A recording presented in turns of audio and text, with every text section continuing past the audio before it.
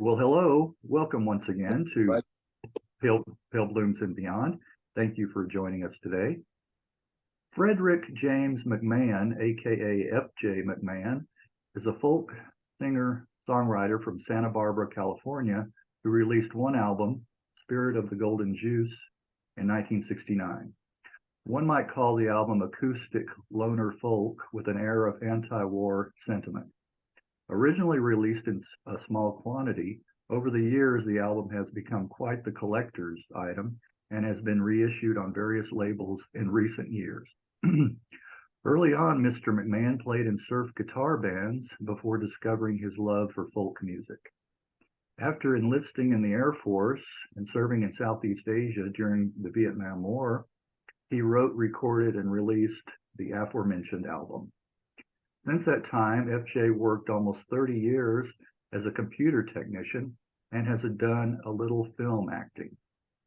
And in 2017, on the heels of a reissue of Spirit of the Golden Juice, FJ played a live show with the band Quilt, performing all of the tracks from the original album.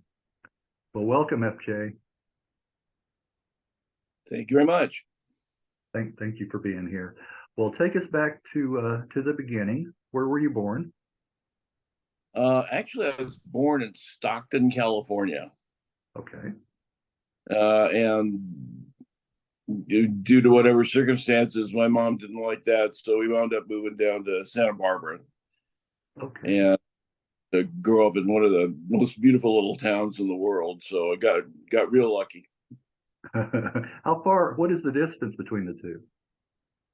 Oh my God, it's got to be 400 miles or so. Okay. Okay. Not real close. Okay. All right. Well, talk about some fond childhood memories that you may have. Oh, the usual stuff. I mean, I went to couple of public schools there, McKinley and then Montecito Union, and just grew up normal kid stuff. With my mom moved to Montecito, which is the more upscale outside part of Santa Barbara, and I got to grow up there, luckily enough. And the place is just drop dead gorgeous.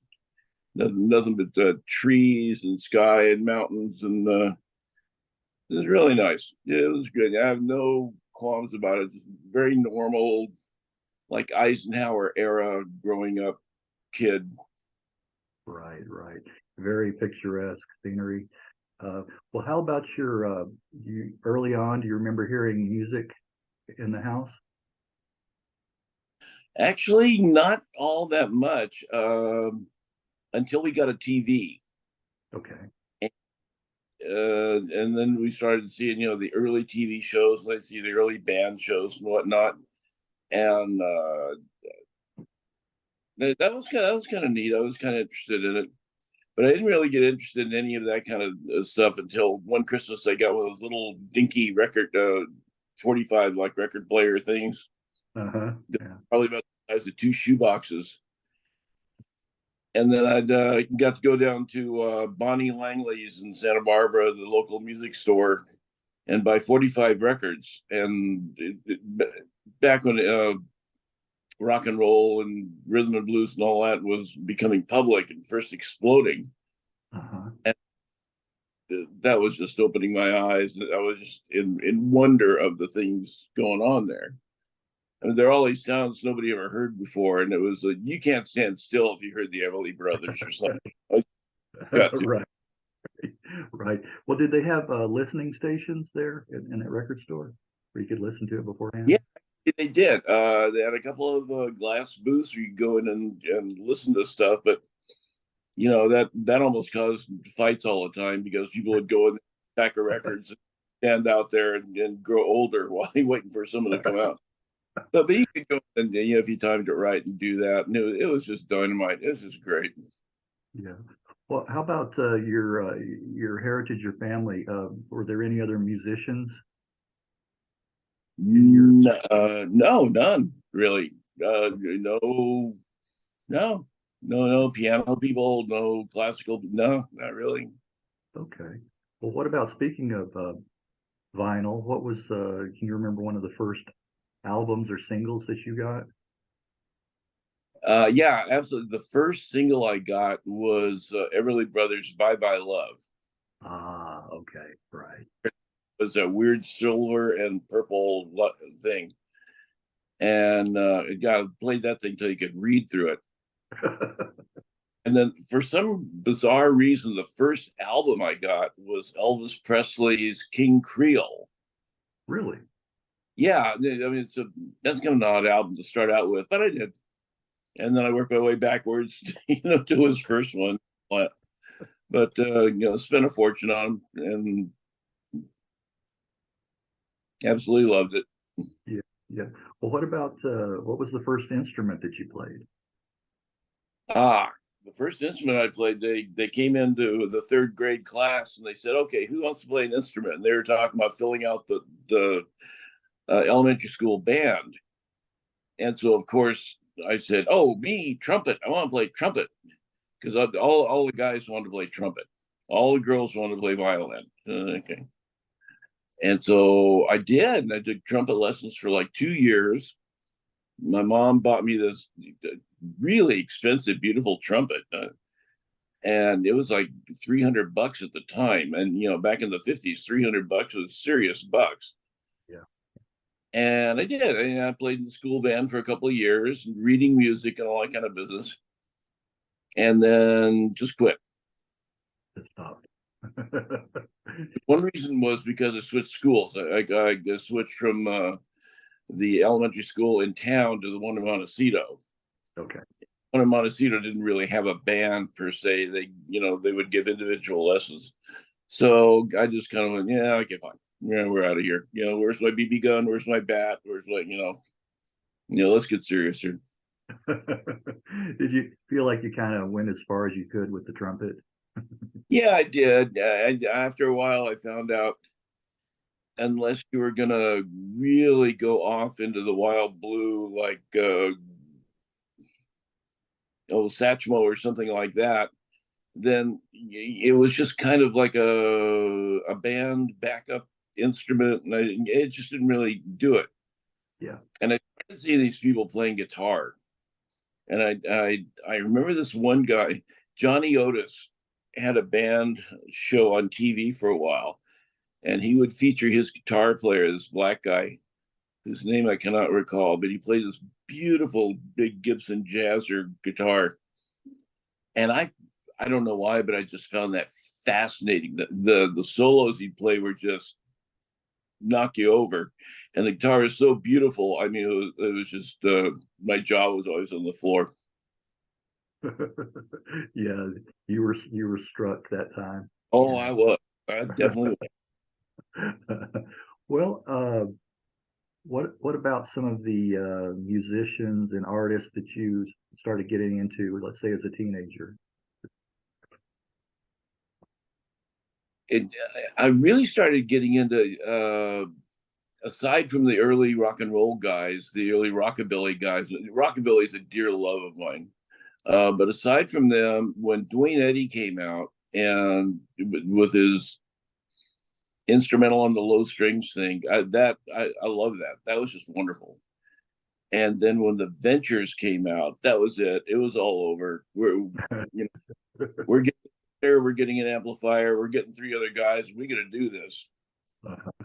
And one of the by that time I was in junior high school, and one of the buddies of mine who was in the band in elementary school with me, a guy named Carco Clave,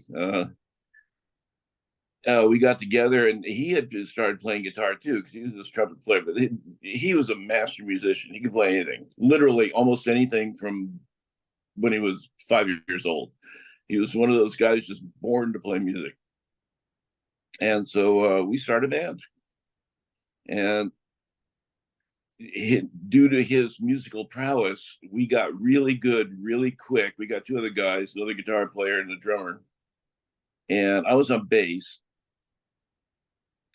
And we, by 1961, by the end of junior high school, that was our job. We were earning money. We were gigging at least every other weekend somewhere. Really? Where all would you play? We would play at some dance that and someone held in Santa Barbara at the Recreation Center, Earl Warren Park, something like that, or private parties. It was a big deal because it was so new. It was unheard of having a live band at your private party, Yeah. and Yeah. cheap. We're real cheap, so it was easy to get us to play, and that turned out to be all the way through high school. You know that like job through high school. We were a gigging band. Really? What did you call yourself? We started out calling ourselves the Cordels, Cordel, Mm-hmm. and then around 1963 or so, we kind of split up in half and formed two different bands. And then we were for a while we worked. They opened up a teenage nightclub in Santa Barbara called the Golden Guitar, and they picked us to be the house band. So we changed our name to the Golden Guitars. And that lasted for about 6, 7 months. And then, Santa Barbara being Santa Barbara, it could not support a teenage nightclub and it just folded. So then we changed our name to the Checkmates and then went on from there. And we were playing parties and dances and so on. Okay. Okay. So you got a little bit of a following, then it sounds like. A little bit. Yeah. Yeah. There were a couple of other bands that were starting up at the time, but we were actually for good 3 years pretty much it in Santa Barbara. Okay. Okay. And Well, this other, the Emperors came, and they were the big band later on after we left and graduated. They were very good, very very good, and we had a great time. But we were a working band like 3 years before the Beatles even came out. Yeah. To give you a little historical viewpoint. Yeah. It's interesting. I find, you mentioned the Ventures, the instrumental band in the U.S. That's what a lot of musicians or guitarists kind of emulated a little bit. And in the UK, it was the Shadows. Mm-hmm. Yeah. So there was that early influence of that instrumental guitar. Yeah. Oh, they were just great. They were the greatest. Yeah. Yeah. Well, what about, can you remember one of the first live shows that you attended? You mean a concert that I went to? Uh-huh. Yeah.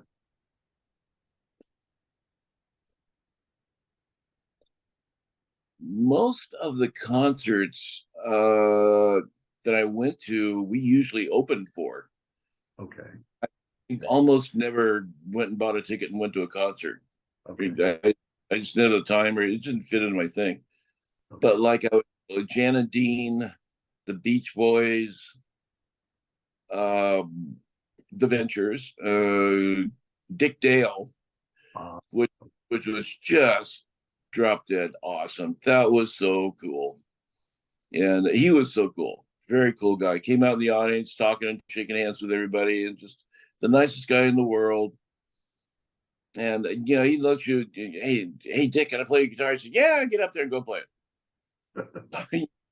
you don't very much anymore, not if you go to his gear. But just the greatest guy in the world. And all those early guys, they would play they'd play usually Earl Warren, and we'd open for him. Okay. Gotcha. Well, yeah. Well, how about moving forward a little bit? When did you enlist in the Air Force? Well, graduated from high school, and I had a terrible attitude problem. I was done with school. I didn't see the point. I wasn't getting anywhere. I had no idea of what I wanted to do or where I wanted to go. And at the time, there's a draft. So you either went to college or you got drafted. So, or enlisted in something. So I checked around with all services and whatnot. And, I went to talk to the Air Force recruiter and I said, hey, I think I want to enlist in the Air Force. And he said, oh, okay. Well, what do you want to do?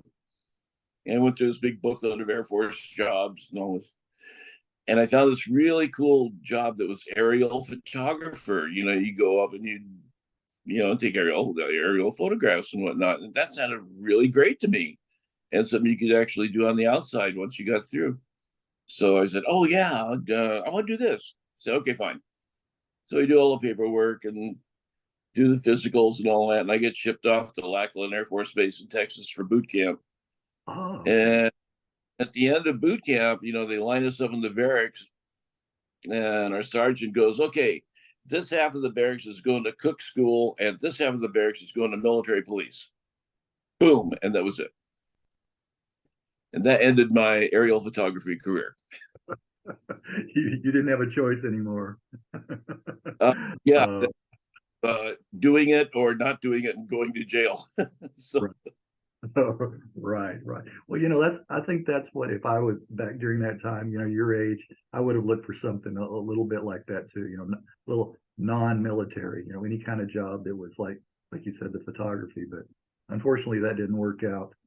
Well, where were you, once you did, you went to, excuse me, Southeast Asia, where were you based over there? well, before that, Okay. see, this is where sometimes you do stuff you have no clue why you're doing it, but you get so dumb lucky that it's just that somebody's looking out over you.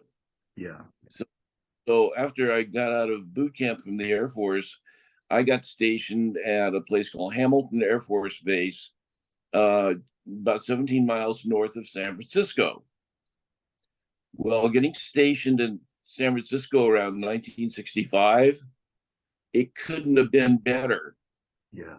because all the bands, all the psychedelic bands that were going to lead the Summer of Love and all that, Right. they were bands at the time. They had not become famous yet. Right.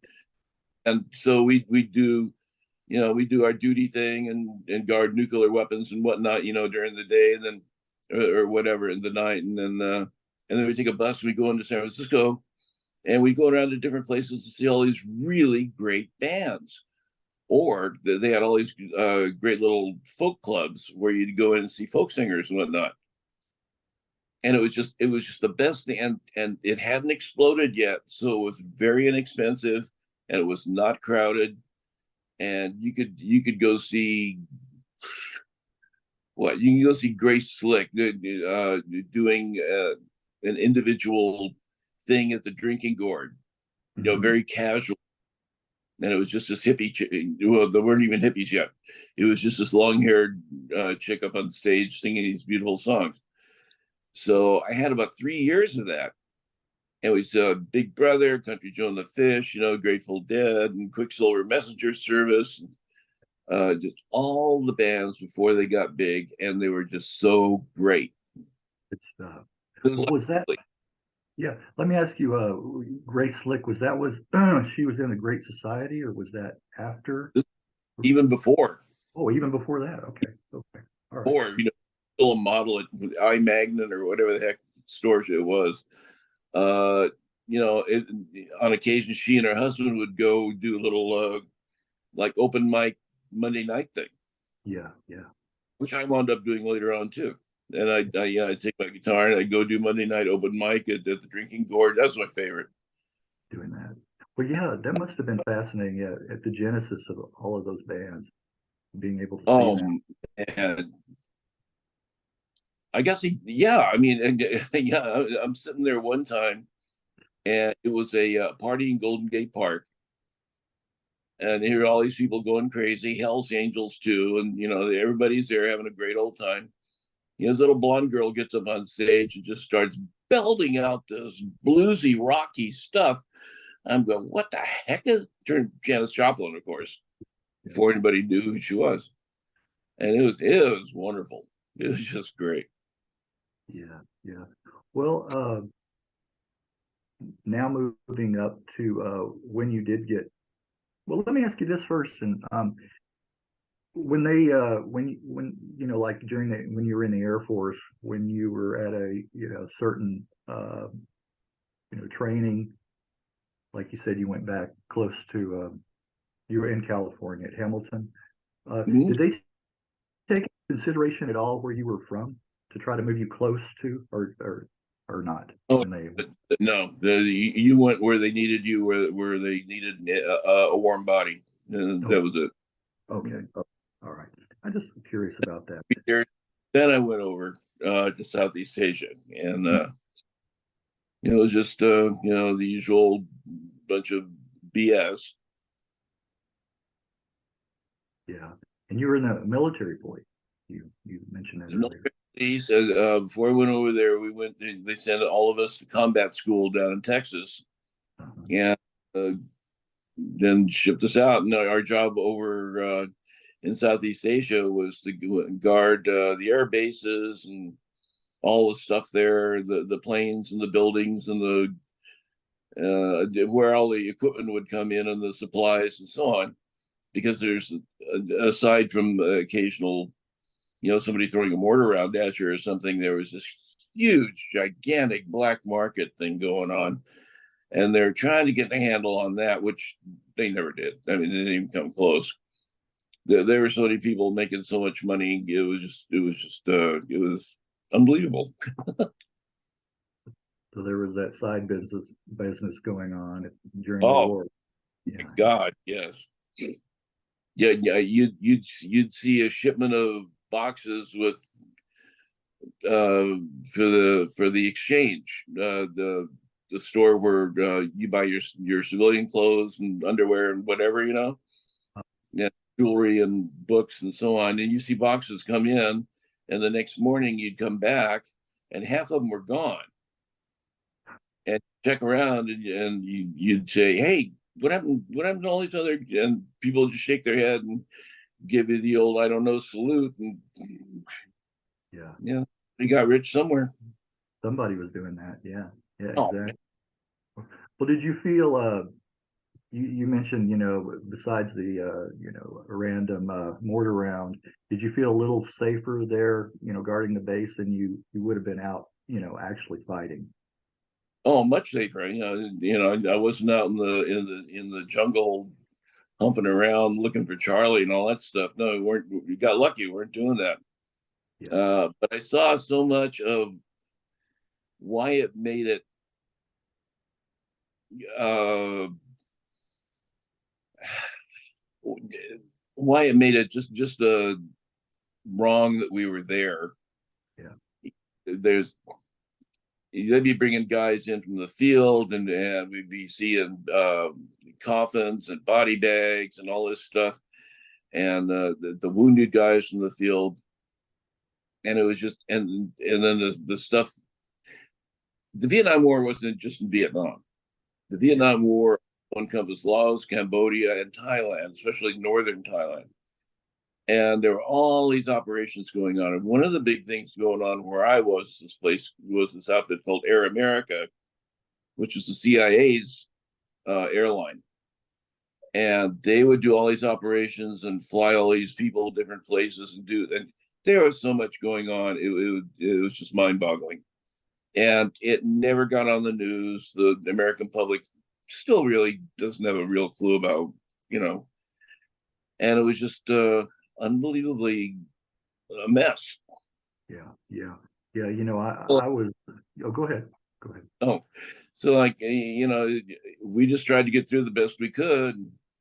A lot of times, like we also would have law enforcement things at the like the main airport in Bangkok. Mhm. If American military personnel were there and there was a problem, and we tried to keep those guys out of jail because they'd come in for a couple of weeks and spend all the money they had, just party themselves till they were just, face down, dead drunk on the floor, and then try and fly back. And, we just tried to do the best we can to help those guys because we didn't want to arrest them or anything. I mean, we felt kinship. We Yeah. wouldn't punish them. Right. Right. Well, yeah, you must have been, yeah, it must have been definitely an eye-opening experience. You were pretty naive going into it, But like every young, man was, and then to experience that over there. I was sheltered. I don't remember thinking back, you know, I know my parents didn't turn on the news. They must not have, because I didn't remember anything at that time Good. growing up. Yeah, yeah, about that until later on. And Yeah. then the one that really made the whole thing rock solid in my head. Toward the end of I was there 11 months and 19 days. Okay. And at the end, I got sick. I got hepatitis. So they put me in the hospital there in Bangkok. And then they said, and my enlistment was coming to an end. And I said, hey, I'm done with this stuff. I want to go out and be a hippie. And they said, well, you're going to have to stay here till you get well. And I was there for a couple of weeks. And then they put me on a plane. And that's when it really, that was life changing, that flight. They put me on a C-141 Starlifter in Bangkok. It's this huge, huge plane that they'd fly people and material around in. And I was the only guy on it. And so we took off, and then we landed in Da Nang, Vietnam. And the back of the plane opens up, and then they start bringing the wounded kids in, all these kids who had been shot up, and they're all on stretchers, and the stretchers go, I think it was 4 or 5 high from the floor up. And I don't remember how many they put in, 50, 60, I don't know what. And then they buttoned up the plane, and we took off, and then we landed at Cam Ranh Bay. Back of the plane opens up, and here come the nurses and everybody with the kids on the stretchers, all the shot up guys going back home, tubes and bottles and IVs and all this stuff. So it wound up. I'm on this plane going with, like, I don't know how many guys, 100, 200 guys. And I'm looking around, and here's all these kids, and I'm an old man. I'm 22. Okay. And these are like 17, 18, 19-year-old kids. And, they're from the bush, and they just got in the wrong place at the wrong time, and Charlie nailed them. And I just looked at all that, and I just, what are they doing here? So after that, they flew us into the Philippines, and I was there for a couple of weeks. And then they flew us back to Travis Air Force Base. Yeah, I was there for a week or so, and then finally was well enough to get my paperwork, and I got out. Took a bus directly to Haight-Ashbury. Okay. All right. And there And were friends and some friends of mine there, and I said, "Okay, I'm a real person now. Let's party." well, what was your welcoming party for you, as far as you hear the stories about how a lot of people they weren't welcome warmly, coming back. Were you? I mean, how? I was only welcomed warmly because I had friends there to begin with, Okay. and when I finally got my papers and all my get out of the service check and all that stuff, I took my uniforms and threw them away, and I had Levi's and a t-shirt and a Levi jacket, and went to San Francisco. And they would tell you, don't wear your uniform in town. Yeah. Yeah. Yeah, they would tell everybody, don't do that. Yeah. Oh yeah. So I just fell back in with my normal ne'er-do-well friends and had a great old time. Okay. Well, let me ask you this about the what would be the album Spirit of the Golden Juice. How long had you been writing those songs before the album? Not long, and actually not at all. I stayed in San Francisco for a few months, and then went back to Santa Barbara. And my grandmother still had her house in Montecito, and I stayed there. And then she got real ill, and she was in an assisted facility. So here I am in this rolling style ranch house all by myself, living in Montecito with all the movie stars and stuff. I'm broke, but I'm living like a movie star. It was really weird. And so I just took the better part of a year Mhm. and sat down and wrote them. Okay. And it took, the actual writing of those took probably around 6 months, 6, 7 months. Okay. And I just sit and play and write and sit and play and write, and yeah, that's what I do every day. Okay. All right. Well, how did you come to record on Accent Records? Ah, okay. Met these two guys, and they wanted to start a company to have to support people who would make records and do concerts and all that kind of stuff, and they would handle them. So they liked. I was playing coffee house at that time, and they liked what I did, and they said, "Hey, would you like to make an album?" I said, "Oh, absolutely." So they worked a deal with Accent Records, and so we're going to go in and make an album, and God knows where the money came from. And so we did, and it was real quick. Wham bam, thank you, ma'am. It was like literally, it was 2 takes per song. Really? That was it, and you took the best. And so we did the rhythm guitar, the drums, and the bass first at a recording studio in San Fernando Valley, and then we went back to the Accent Studios on Hollywood Boulevard, and I laid on the vocals and then the guitar because Okay. I never played lead in life, but I didn't have enough money to hire a lead guitar player, so I worked stuff up and did the best I could. Yeah. Well, I got to say, it's pretty seamless when you listen to it. It sounds like there was an extra guitarist. So it was done, with the 2 tracks like you mentioned. I mean, Yeah. it comes it was pretty well done for that time period, I would say. Well, who else did play on the album? Uh, Besides, a guy named John Uzoni played bass, okay, and he was what was his band? Uh, God, it escapes me right now. He had a band that tried to get something together, and it never did happen for him.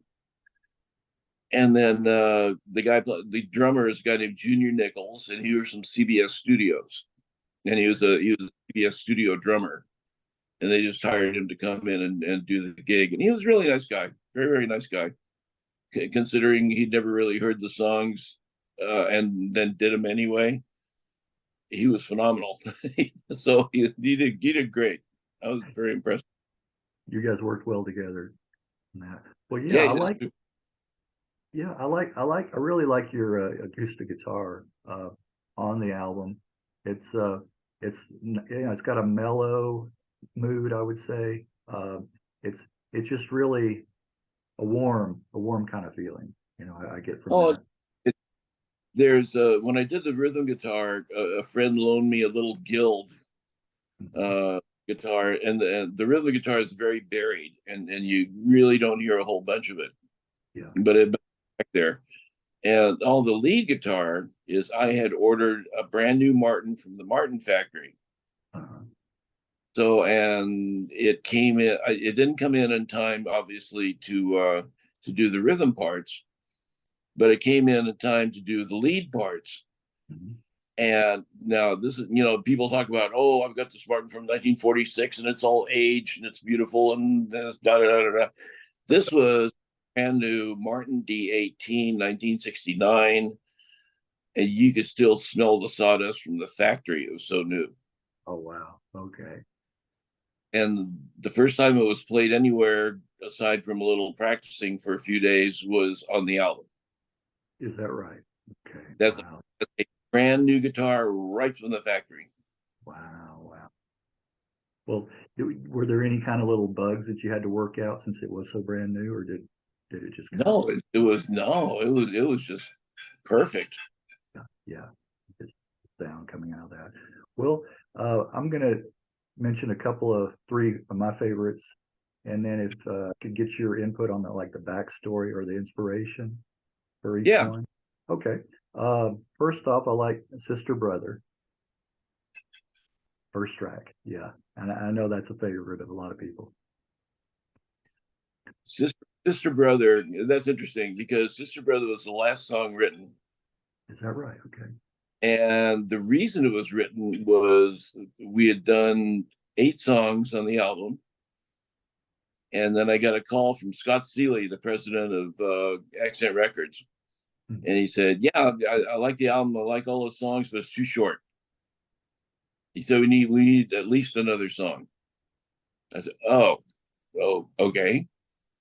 So I sat down, picked up the old Martin or the new Martin, and started playing these chords. And literally, Sister Brother was written in about 15 minutes. Wow. Okay. It just out of nowhere, and it just, yeah. And so I said, okay, I got it. I'll be in tomorrow. So you got that extra track there for the album. That's extra track, and it was just it just came out of nowhere. Well, I forgot to mention, I know, in doing the research, what the golden juice is, but for those viewers who are not familiar with that, what is the golden juice? The golden juice is I.W. Harper bourbon. Okay. That was like the actual fuel of the times where I was with my air police buddies, and it was our favorite libation. Okay. And it has since been sold, but I understand it's back. It was a more expensive bourbon, and very good. Yeah. Well, there are definitely a lot of spirits that come from that, for sure. For sure. A second track, probably my favorite on the album. I think this is my favorite, is Early Blue. Okay. Early Blue is it's got the most listens on most of the pod stations and so on. By far. Okay. And then it's been done by 2 or 3 people. Another band and a couple of individuals overseas. And yeah, I like it. And what it is, it's essentially what it sounds like. It's somebody. It's a Vietnam veteran coming home, not feeling at home, and not feeling comfortable with his old buddies and friends, but at the same time trying to get together with his old buddies and friends, and still working it out. But it's still not. There's still always problems. Yeah. And then 1968, 1969, it was. I mean, it's tough now. Everything that's going on, but it was brutal back then, just brutal. So it was the isolation of being alone and trying not to be and still being. Right. Got you.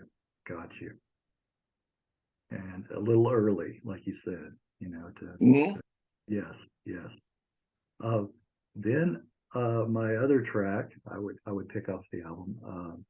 I wish it was a little longer. It's a shorter track, The Learned Man. Oh, I really enjoy it. The Learned Man is actually a true story. Okay. And a buddy of mine, I had this friend who was we worked very closely with Thailand military. And a buddy of mine over there was a member of the Royal Thai Air Police.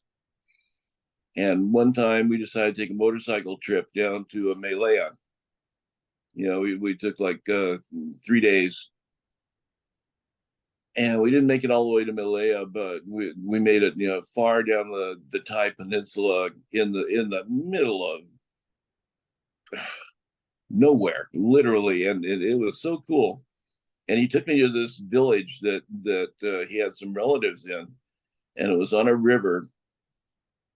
And it was this little Thai village where literally they had palm frond. You would build your home out of palm fronds, and it was like 2 or 3 feet off the ground.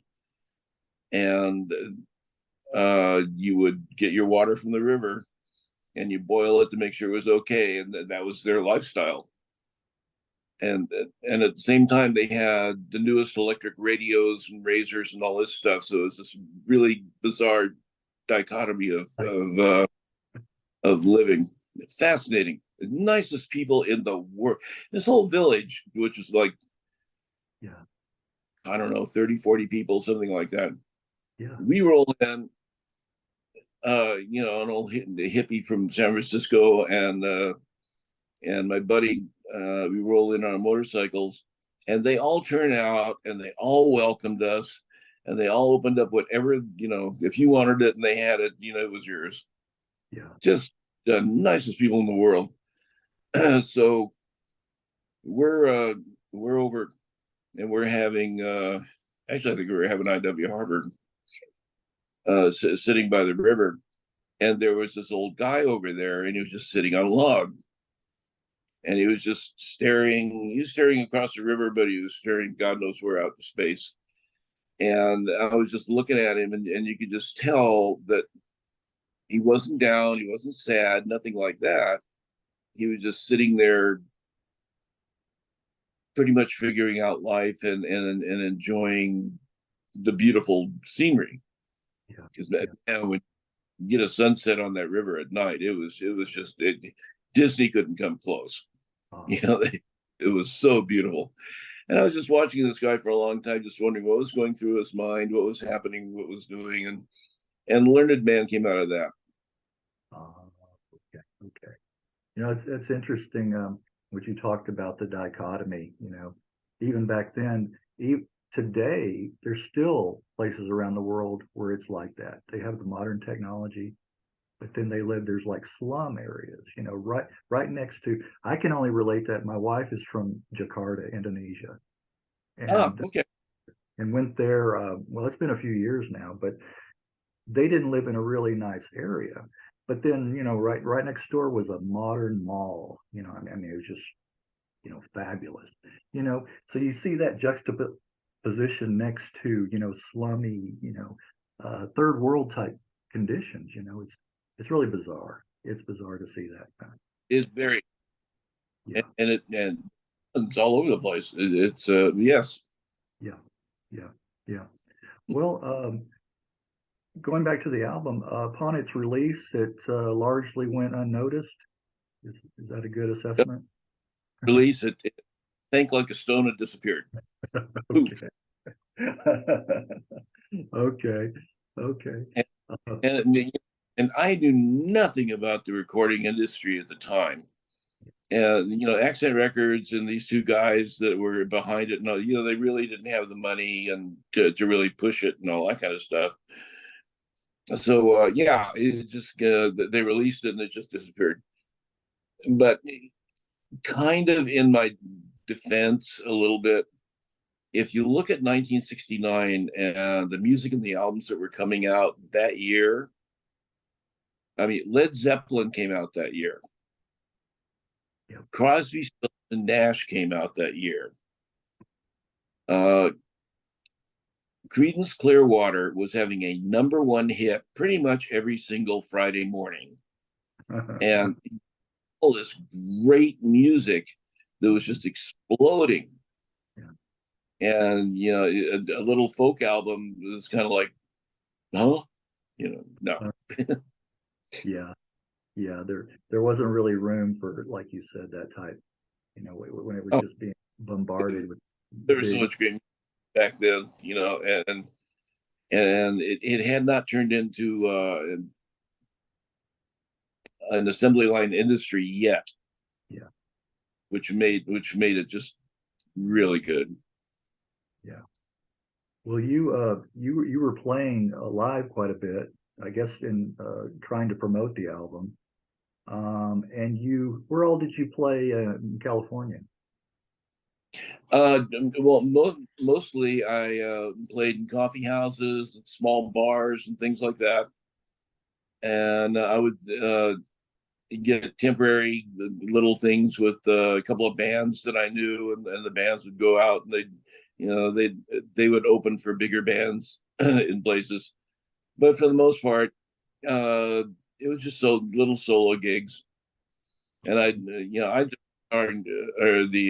my guitar in the car and just take off, and I'd go up Highway 101, and just bowling alleys were usually a really good, dependable thing to be able to do a pass the hat kind of gig in there, Oh, because they used these little bars at the bowling alley, uh-huh. and they let you pull, back then they let you pull a chair up over in the corner or something, and you could do your little shtick and pass the hat and make enough money to eat on, throw gas in the tank. Yeah, yeah. So I did that for about 2 years, and then just got tired of it and realized, this isn't going anywhere. Yeah. Well, what took you to Hawaii? That it wasn't going anywhere. Okay. So so I had a couple of friends say, "Hey, we're in Hawaii. You ought to come over." Uh-huh. So I got some money together and flew over there. And then for about 6 months, give or take, there were like Summer of Love hippie bands over there, and played with some of those for a while, and that was fun. But you couldn't make a living that way over there because Hawaii is relatively small, and if you're a musician, the way you can make a living is you get your aloha shirt and your white pants and your white plastic boots and your lei, and you go down to Waikiki and you get some gig in one of the tourist bars down there, which is what I did that for about, Yeah. and then singing Don Ho songs and that kind of thing for grandmothers. And Yeah. finally one night I'm just looking at all these drunk tourists out there, and I looked down at myself, just like something in a store window, and I'm going, wait, this is not what I started out to do. Yeah. And so at the end of the gig, I just say, hey, fellas, I'm done. Packed it up, and just that was it. I was done. Yeah. Yeah. Stick a fork in you, right? Yeah. Yeah. Yeah. Yeah. Well, I can definitely empathize with you there on that. I wouldn't want to do that. I've never played an instrument, not a musician, but I wouldn't want to go through that either. Well, go ahead. Did you have something? Hold on. I was just saying that I found out the hard way that what I didn't like was like being like a jukebox Yeah. Yeah. for people, and I just I love music, and doing, if people want to do that, that's wonderful. Go for it, super. But I just couldn't handle it. Yeah. Yeah. The closest thing I can equate to that is I DJ'd for a while at clubs. And I know that feeling, they all want to hear the old familiar stuff, or Oh the hits that you play constantly. And you try to interject something new or something different, and they don't want to hear it. yeah, yeah. Yeah. Yep. So yeah, that got very tiresome. Yeah, after a while. Well, talk about the resurgence of interest. When did you first start hearing about people were really looking for this album and very interested in it? Oh yeah, it's right around the time I got my first laptop, which was right around 2001 or so. And I'm literally learning how to use it, because my experience with computers had been like big corporate systems, Yeah, yeah, and the laptop thing was kind of new. So I'm just playing around with it, learning how to use it, and I get on a whatever my screen was, and I just put in FJ McMahon just as a half thought one day, and a couple of things popped up. I went, well, really? And it turned out that there were a couple of record stores. One was in New York, and one was, I don't remember what the other one was. And there was this guy who had found my album, liked it, and had a couple of hundred represses done. Hmm. Quick and dirty represses in vinyl, and made a real cheap stick-on album covers. And he had passed it out to a few of his friends, and they had passed it out to some of theirs. So it had a kind of this little inkling of a following. And then after that, I kind of followed those lines a little bit, and then right around to about 8 years later, I get a message from this lady called Tiffany Anders, and she's working. She's got a deal with me with Cherry Red Records in England, and want to re-release my album on CD. Which I said, oh, okay, fine, which they did, and it went really great. Sold out quickly. Yeah. That's the copy I have, the Revola. That's the one I have. Oh, that one, yeah, okay, yeah, it sold out quick, especially in Japan. Just boom, gone. And so that happened there, and then that, I guess the word got around a lot because of that. And then over in 2017 comes along, and that's when Keith Abramson at Mexican Summer Records, gives me a call and said, "Hey, we're really interested in releasing your album, but we'd like to do it in kind of a big way." And I said, "Okay, let's do it," and they did. And then they're the ones who promoted the concert with Quilt, Yeah, in it, and which turned out really wonderful. And that was that was fun. That was great. The Quilt folks are just dynamite. They're the nicest people. And later on, and then the next year was their Mexican Summer's 10th anniversary, and they asked me if I'd want to do a live personal show in New York, and I said, "Sure, I'd love to." So they flew me out, and they put me in a hotel for a week, and they brought Quilt back, and we rehearsed for about 3 or 4 days, and then we opened up their anniversary show in Red Hook, and it was a fun gig. That was just great. That was just excellent. yeah. Had you heard of Quilt before? No, Okay. I had seen a couple of pictures of them on the internet, Okay. and but we got to know each other over the internet, and because they were just band, and they were kind of new wave folky. Okay. And really experimental, and I love those guys. They just made some beautiful music. They've gone on to do some individual albums and stuff that are just absolutely superb. They're just the greatest folks. Were any of the members of fans of your album, of your music? Yeah, come to find out, they would play my CD, the CD you have, Yeah. when they were on the road in their bus. Um, That's music they would play rolling down the highway. Is that right? That Wow. is, that just tickled me no end. That was so serendipitous. That was so cool. Right, right. You never know, who your music's going to reach. Like you mentioned earlier, like Japan, it's selling out there. I mean, it blows my mind sometimes just to hear around the world where the music reaches and who really eats it up. Who Oh, really, yeah, yeah, yeah. it absolutely, It is. Well, absolutely. So yeah, this summer they're going to be re-releasing it.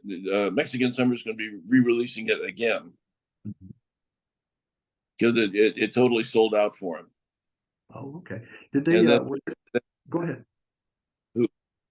and then they also had a limited thing of 300 copies where the vinyl record was gold. Uh-huh. So you had gold colored record, and Yeah. there's only 300 of those, and that's so yeah, they're going to redo it this summer. Ah, well, let me ask you this: any of the subsequent re-releases, were any extra tracks put on there, or any alternate tracks Nope, to the original? same stuff all the way through. Okay, okay. Did you have any in the vaults? Any that you didn't release? Any songs? I had, uh, yeah, uh, but nobody wants to re-release them on that album because that album is considered that album, period. And nobody wanted to do anything extra to it. Right. And I don't have enough stuff to release a second album, and I definitely don't have enough good stuff to release a second album. So, yeah, that's fine. Okay. Okay. You're happy with that. Well, Yeah.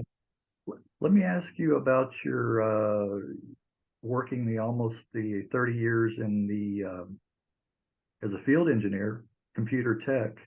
How you gotten started in that? Oh, well, met my wife, totally fell in love. We got married, and I'm sitting around, and what was I doing? I think I was working a security job or something. And I said, this can't be. I can't do this. I've got to have like a real skill, a real job. I've got a wife and I got a kid. So I looked around and I tried going to school. I went to community college for like a semester or so, and I was going, no, this is going to take forever, if not longer. So I said, okay, there's only one way to do this and do it quick. And he said, you go in the military, you go through one of their schools, they will teach you, and you'll get X amount of years of experience, and then boom, you come out and do your thing. And at the time, like the mid 70s, and computers and electronics and everything were like the king. Yeah. And so I checked around with everybody, and everyone seemed that the Navy's pretty much got the best schools overall. And so I joined the Navy and enlisted for 4 years. And I went to their electronics avionics school, went through that for 6 months. And that was a great school. 6 hours a day of nothing but pure electronics. And I got out of there and fixed Navy aircraft for 3.5 years. Oh. And sailed SS Ranger aircraft carrier, launched airplanes, and boy, there's nothing like having an airplane sitting on the catapult all ready to go, and the engines are turning, and all of a sudden the pilot says, "Hey, my number one radio just died. We need someone to run a new one here and replace it." And I would do that. Oh, all right. And you're on deck, and everything. The engines are going, and there's all these big nasty blade propellers by the door, so you got to be careful you don't get chopped in two. And then you have to go electronics thing, and that was something. I can imagine. Yeah, I've never been that close to one, especially one running. But yeah, I can Oh, imagine. Well, you traveled quite a bit. Oh, go ahead. Yeah. yeah, that's how I got started. And then after I got out of the Navy, then I had some other guys who had gotten out first, and one of the guys got me in this computer company called Data Point, and they had systems computers at the time that were like one step below the gigantic company computers. Mm-hmm. And so they weren't personal computers, but they weren't gigantic computers, and they were right in the middle. And so I went down to Texas and trained on those things and found out, and spent about 6 years driving around fixing those all the time, because the early computers need a lot of maintenance. Yeah. And then I went to another company, Bell Atlantic, and then fixed computers for them. And then I got tired of driving, because I was doing like a couple 100 miles a day, doing 4 or 5 people, going to all these offices and doing it, and it was wearing me out. So I finally got a job. I got lucky. This job opening came with a medical billing company, and I was just in their office doing their thing. And then another job opened up, and it was with a film lab, Photochem, Burbank. Oh. And I got hired by them to be their IT guy, and I would be the one to go around and help everybody with their computer at their desk and the mainframe in the office and all that stuff. And I was there for like 10 years. Yeah, that was fascinating, because I got to see how films and videos are done, And a lot of the computer work I did was involved with doing films and videos and doing color and the editing. And I mean, it was fun. It was great. Yeah. That must have been, yeah, that would be fascinating. Any, what's going on lately with you? Uh, any plans? Probably not to record any new material. No, no musical plans. Uh, I'm just comfortable just picking and strumming here. Yeah, I'm retired, of course, Yeah. and uh, I work full time. Uh, I'm a video officer because when you walk into a bank and there's all those little cameras around, Yes.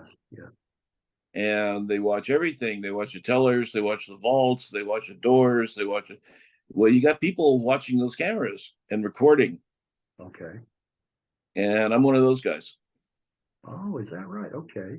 You, we're just one bank or several banks? Uh, One huge, large bank, and we do the entire country. Oh, okay. All So right. one day I'm looking at Minneapolis, the other day I'm looking at Oregon, next day I'm looking at Texas, Uh-huh. and you go through this whole program of making sure everything's okay, and it's actually kind of interesting. It's not bad. No, no, I would imagine so. I wouldn't mind doing that kind of work.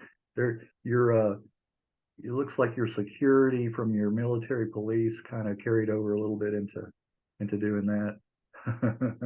Couple of computer background, yeah, it's Yeah, and yeah, exactly, exactly. fine. Somebody's always looking over your shoulder, I swear. Oh yeah, oh yeah. You know that's going on. No doubt about that. Well, what else keeps you busy? You know, in your off time, what keeps you busy these days? I love looking at old science fiction. I Oh, absolutely love 50s science fiction. Is just one of my favorite things. But then uh, I've got this circle of friends that I communicate with on the internet, mhm. and usually a bunch of artists and musicians and people like that. And people don't. We're so widespread that they don't really get together anymore, but they do get together on the internet. And talking with those people, people love the arts and music and painting and so on. Uh, I love just talking with them, exchanging ideas and that kind of thing. Just fun stuff. Yeah, yeah. Well, it is like we talked about before we started this, the memorabilia, and I enjoy that Yeah. too. And history, yeah, it's really fascinating. You know, a lot of that. Well, anything else? In kind of closing, that you'd like to add or mention? Not really. I would I would really like to see things come around where you could where new people could enter new ideas and it could be heard. Uh, in the arts and music and all that kind of stuff and books but the world seems like it's more closing in than opening up. I'm sad to see that. I'd like to see it open up more in general. I agree. I agree with that. And there's just a proliferation of all of these kind of podcasts and stuff where people are just arguing back and forth and not really accomplishing anything. And especially new ideas you mentioned. I've Yeah, been looking around, and I see it, and I'm hoping that's just kind of a phase, yeah, and that kind of thing in the future will kind of mellow out to where what I was saying before, will happen because the internet's great, can be great getting people together and exchanging ideas, and you can do it visually and audio and all that. But the screaming, yelling, arguing over stuff that really can't be changed for the most part is like that. yeah, yeah, exactly. And that's why I started doing this. I've got a written interview website too, but I prefer the video. is just to get, people to relate their stories, and it's not controversial. It's not, about fighting and whatever, arguing. It's not about. But anyway, it's the hear your story and hear your recount, and maybe to reach a newer audience, maybe a younger audience, or people that have, I mean, as well, people throughout the years that have, got a hold of your album and become interested, carrying it forward a little bit, So, yeah. I think it's great. I think it's wonderful. Yeah, yeah, and getting a lot of good reaction, and just going to keep doing it, and see what kind of responses and comments, and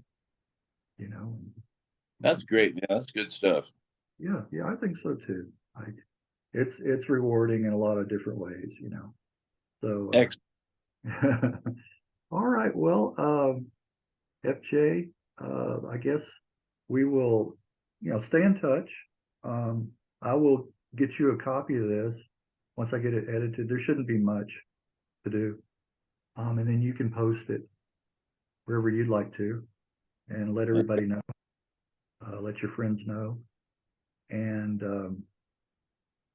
we will see, again, what kind of traction and what kind of responses. And that's always fun. Good. Yeah. Yep. All right. Well, you have a good rest of the weekend. And if I don't mention it to you beforehand, have a nice Christmas, nice holidays, and Same to you. Absolutely. For you and your family and everybody. All righty. Enjoy. All right. Enjoy it, and all the best to you. Thank you. Peace, man. All right. Peace. All right.